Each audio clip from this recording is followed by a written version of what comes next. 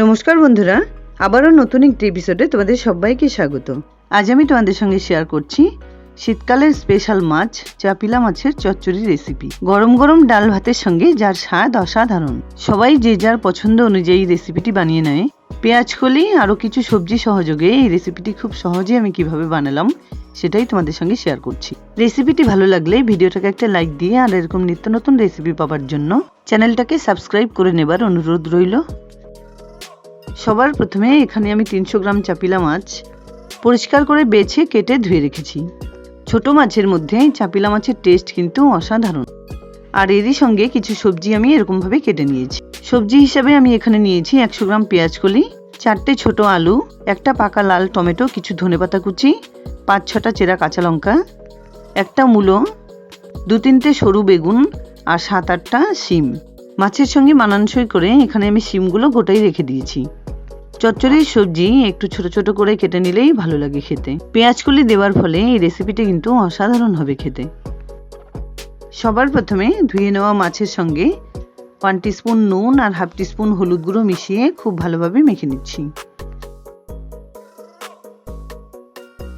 এবার একটা কড়াই গরম করে তাতে 1/2 কাপ পরিমাণ তেল দিয়ে দিচ্ছি। তেলটা বেশ ভালোভাবে গরম করে নেবার পর কড়ার চারদিকে লাগিয়ে নিয়ে 2 থেকে 3 বারে মাছগুলোকে ভেজে নিচ্ছি। এমন অনেকেই আছেন যারা এরকম সবজির সঙ্গে ছোট মাছ সুন্দর করে মেখে রান্না করে নেয়। আমি যেহেতু কাঁচা মাছ এভাবে খেতে পারি না, তাই এই রেসিপিটি রান্নার আগে হালকা করে একটু ভেজে নিচ্ছি। তোমাদের যার যেরকম পছন্দ সেভাবে কিন্তু এই রেসিপিটি রান্না করে নিতে পারো। প্রথমবারের দেওয়া মাছগুলো 2 থেকে 3 মিনিটের মধ্যেই ভেজে নেওয়া হয়ে গেছে। এবার এগুলোকে তুলে নিয়ে বাকি মাছগুলো ভেজে নিচ্ছি। চাপিলা মাছ যদি একটু বড় সাইজের হয় তাহলে কিন্তু সর্ষে ঝাল খেতে খুব ভালো লাগে, আর ছোট মাছগুলো দিয়ে চচ্চড়ি ভালো লাগে। সমস্ত মাছগুলো ভেজে তুলে নেবার পর ওই তেলেই ফোড়ন হিসেবে দিয়ে দিলাম 1/2 টিস্পুন কালো জিরে, সঙ্গে একটা মিডিয়াম সাইজের পেঁয়াজ কুচি আর 6-7টা চেরা কাঁচা লঙ্কা। পেঁয়াজ লঙ্কা হালকা একটু ভেজে নেবার পর মিশিয়ে দিচ্ছি একটা টমেটো কুচি। এবার সবকিছু একসঙ্গে করে 1 থেকে 1.5 মিনিট ধরে একটু ভেজে নিচ্ছি। এবার আমি একে একে এর সঙ্গে সমস্ত সবজিগুলো মিশিয়ে দিচ্ছি।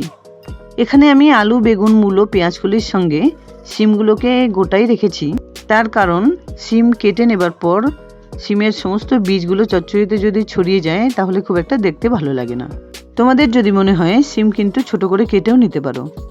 এবার পরিমাণ মতো নুন হলুদ দিয়ে সমস্ত সবজিগুলোকে একটু নাড়াচাড়া করে ঢেকে 3-4 মিনিট এভাবে রান্না করে নিচ্ছি। এবার ঢাকনা খুলে একবার চেক করে নিচ্ছি। সবজিগুলো কিন্তু অনেকটাই সেদ্ধ হয়ে গেছে। আবারও হালকাভাবে একটু নাড়াচাড়া করে ঢেকে আরও 2 থেকে 3 মিনিট রান্না করে নিতে হবে। হলুদ ছাড়া আমি কিন্তু এখানে জিরে বা ধনে গুঁড়ো ইউজ করছি না। নামানোর আগে ধনেপাতা কুচি মিশিয়ে যদি এই রেসিপিটি বানিয়ে নেওয়া যায় তাহলে কিন্তু আর কোনো রকম মশলাই দরকার হয় না। 2-3 বার ঢেকে খুলে রান্না করে নেবার পর এবার ভেজে রাখা মাছগুলো মিশিয়ে দিতে হবে। আর খুন্তির সাহায্যে হালকা করে মাছগুলো সবজির সঙ্গে এভাবে মিশিয়ে নিতে হবে। 2-3 বার ঢেকে সবজিগুলো একটু রান্না করে নেবার জন্য এর থেকে কিন্তু অনেকটা পরিমাণে জল বেরিয়েছে। তাছাড়াও যদি তোমাদের মনে হয় যে একটু জল ব্যবহার করলে ভালো হয় তাহলে কিন্তু একটু পরিমাণ জলও ব্যবহার করতে পারো। সমস্ত সবজির সঙ্গে মাছগুলোকে মিশিয়ে কিছুক্ষণ রান্না করে নেবার পর উপর দিয়ে ছড়িয়ে দিচ্ছি কিছুটা পরিমাণ ধনেপাতা কুচি। শীতকালে এরকম চচ্চড়ি ধনেপাতা কুচি দিয়ে কিন্তু বেশি ভালো লাগে খেতে। মোটামুটি 8 থেকে 10 মিনিটের মধ্যেই এই মাছের চচ্চড়িটা কিন্তু আমার রান্না করে নেওয়া হয়ে গেছে। সবজি দিয়ে মাছের এই রেসিপিটি এরকম শুকনো শুকনো করে খেতেই কিন্তু বেশি ভালো লাগবে। এবার এই রান্নাটা আমি একটা থালায় নামিয়ে নিচ্ছি। আমার এই ভিডিওটি ফলো করে একবার এই রেসিপিটি এভাবে খাওয়ার অনুরোধ রইল। আর বানিয়ে খাওয়ার পর কেমন লাগলো প্লিজ আমায় কমেন্টসে জানাতে ভুলো না। যাই হোক, দুর্দান্ত স্বাদের চাপিলা মাছের চচ্চড়ির রেসিপি আমার এখানে রেডি অ্যান্ড সার্ভড।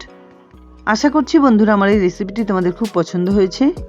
যদি এতটুকুও ভালো লেগে থাকে তাহলে প্লিজ ভিডিওটাকে একটা লাইক করো, শেয়ার করো ফ্যামিলি ফ্রেন্ডসদের সঙ্গে। আর আমার এই চ্যানেলে নতুন বন্ধু হয়ে থাকলে প্লিজ চ্যানেলটাকে সাবস্ক্রাইব করে পাশে থাকা বেল আইকনটা অলে করে দিও, যাতে আমার আপলোড করা সমস্ত ভিডিওর নোটিফিকেশন সবার আগে তোমাদের কাছে পৌঁছে যায়। দেখা হচ্ছে নতুন কোনো রেসিপি নিয়ে। ভালো থেকো, ধন্যবাদ।